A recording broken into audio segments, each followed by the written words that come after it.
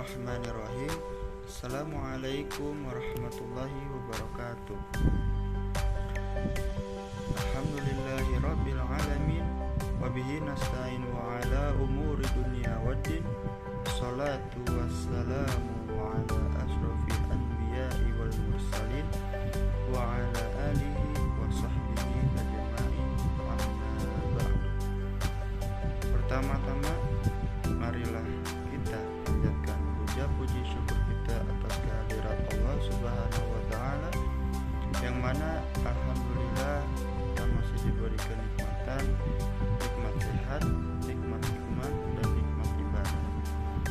Salawat serta salam marilah kita junjungkan kepada Nabi kita, Nabi besar Muhammad sallallahu alaihi wasallam bersama keluarganya dan para sahabat-sahabatnya. Amin ya rabbal alamin. Yang ketiga, taruku saya ucapkan kepada Bapak Muhammad Asad Rahmatullah, SPDI MPDI, selaku dosen mata kuliah evaluasi pendidikan Islam. Baik, saya izin memperkenalkan diri. Nama saya William Nurdiansyah selaku moderator, dan bersama rekan saya yaitu Umi Kulsum. Langsung saja, materi yang saya akan bawakan yaitu menganalisa hasil tes transfer dan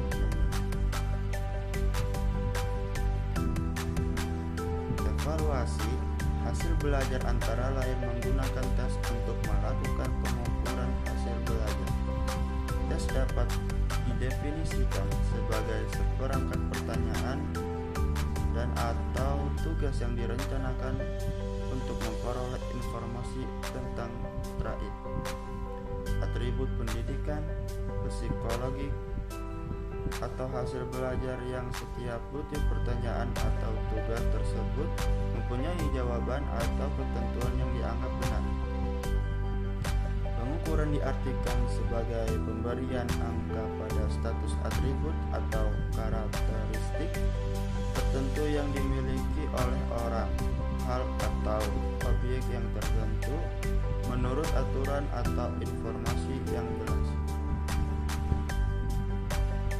Dalam menganalisis hasil tes ada 4 bentuk menilai tes, yaitu yang pertama, menilai secara jujur soal-soal yang sudah disusun.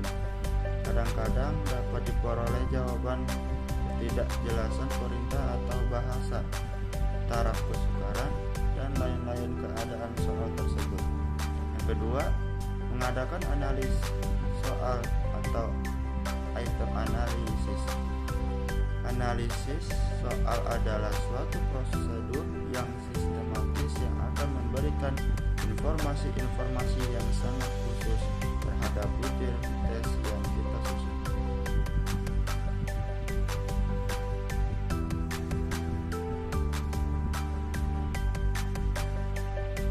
Ketiga, mengadakan checking validitas.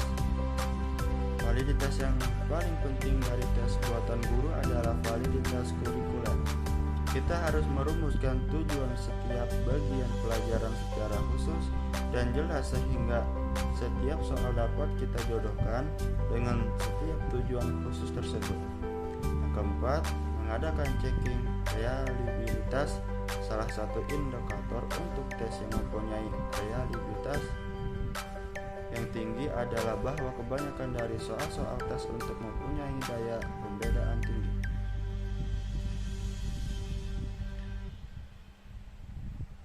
Tiga cara analis butir soal. Yang pertama, berdasarkan taraf kesukaran.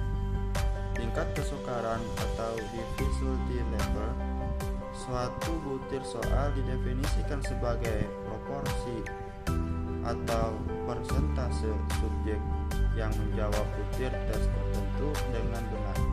Sedangkan angka yang menunjukkan sukar atau mudahnya suatu butir soal dinamakan indeks kesukaran yang dilambangkan dengan P. Nilai P ini terletak antara 0 dan 1. Berbicara tentang karakteristik butir soal berdasarkan teori klasik, maka yang perlu kita pahami dan perhatikan yaitu adanya butir soal dan peserta tes atau tester. Bisa saja terjadi bahwa suatu butir tes dianggap mudah oleh kelompok siswa kelas A misalnya, tetapi pada kelompok siswa kelas B butir tes tersebut dianggap sulit. Jadi berdasarkan teori ini, analis tingkat kesukaran soal tidak lepas dari butir soal dan teste. Biasanya teste dapat digolongkan menjadi beberapa kelompok. Misalnya, kelompok teste yang memiliki skor tinggi, skor sedang, dan skor rendah, atau jika kita bermaksud membagi mereka dalam 3 kelompok. Tapi jika kita bermaksud membagi mereka dalam 2 kelompok, maka ada kelompok teste yang memiliki skor tinggi dan memiliki skor rendah. Begitu juga dengan butir soal, ada butir soal yang dapat dijawab oleh semua teste, ada juga butir soal yang dijawab oleh sebagian, dan ada yang tidak dapat dijawab oleh semua teste.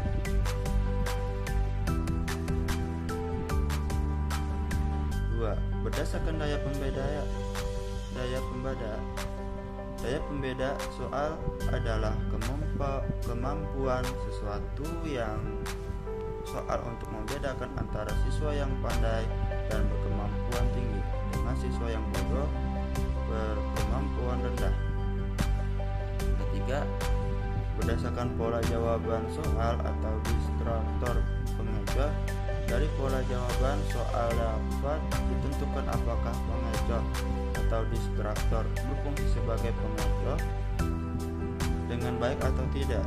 Pengecoh yang tidak dipilih sama sekali oleh teste berarti bahwa pengecoh itu jelek.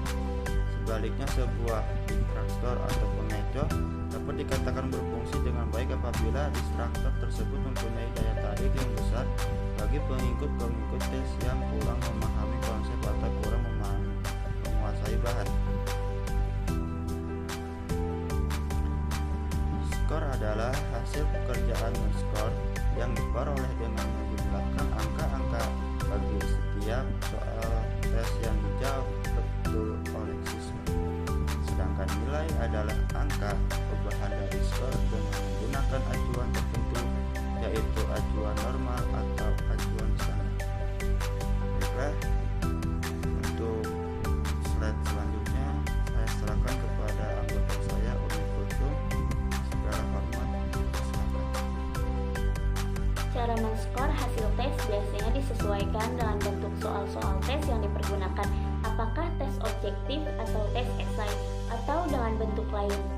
Yang pertama, pemberian skor untuk tes bentuk benar salah dalam menentukan angka atau skor untuk tes bentuk benar salah. Ini kita dapat menggunakan 2 cara, yaitu yang pertama tanpa denda dan yang kedua dengan denda. Tanpa denda adalah banyaknya angka yang diperoleh siswa sebanyak jawaban yang cocok dengan kunci, sedangkan dengan denda karena diragukan ada unsur tebakan. Adapun macam-macam rumus berikut Zainal Arifin. Yang pertama, dengan rumus S sama dengan R min W. S sama dengan skor, R sama dengan right, W sama dengan wrong. Skor yang diperoleh siswa sebanyak jumlah soal yang benar dikurangi dengan jumlah soal yang salah. Penilaian adalah suatu proses untuk mengambil keputusan dengan menggunakan informasi yang diperoleh melalui pengukuran hasil belajar yang baik, yang menggunakan instrumen tes maupun non-tes. Penilaian dimaksudkan untuk memberi nilai tentang kualitas hasil belajar. Adapun pengertian norm reference test atau NRT atau biasa disebut penilaian acuan normatif kan adalah penilaian kepada rata-rata kelompoknya sehingga dapat diketahui posisi kemampuan siswa di dalam kelompoknya. Untuk itulah penilaian yang digunakan untuk menentukan derajat prestasi seorang siswa dibandingkan nilai rata-rata per kelasnya atau dasar itu akan diperoleh 3 kategori siswa. Adapun yang pertama di atas rata-rata kelasnya, yang kedua sekitar rata-rata kelasnya, yang ketiga di bawah rata-rata kelasnya. Dengan kata lain, prestasi yang dicapai oleh siswa tergantung pada prestasi kelompoknya. Soal-soal PAN tidak didasarkan atas pengajaran yang diterima siswa atas keterampilan atau tingkah laku yang didefinisikan sebagai sesuatu yang dianggap relevan bagi belajar siswa. Penekanan dalam penilaian untuk proses belajar seseorang mengacu pada ketentuan atau norma yang berlaku di sekolah.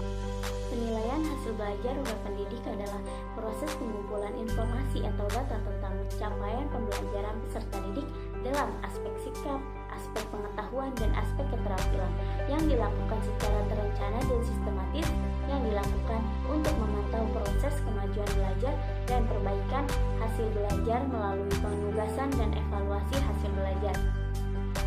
Adapun penilaian hasil belajar dan oleh satuan pendidikan adalah proses pengumpulan informasi atau data tentang capaian pembelajaran peserta didik dalam aspek pengetahuan dan aspek keterampilan yang dilakukan secara terencana dan sistematis dalam bentuk penilaian akhir dan ujian sekolah. Berdasarkan pernyataan di atas, penilaian hasil belajar oleh pendidik tidak hanya difokuskan pada hasil, tetapi juga pada proses belajar peserta didik dapat dilibatkan dalam proses penilaian terhadap dirinya sendiri sebagai sarana untuk berlatih melakukan penilaian diri. Penilaian seharusnya dilaksanakan melalui 3 pendekatan, yaitu assessment of learning, penilaian akhir pembelajaran untuk mengetahui pencapaian pembelajaran, assessment for learning, penilaian untuk pembelajaran, dan assessment as learning, penilaian sebagai pembelajaran. Baik, terima kasih.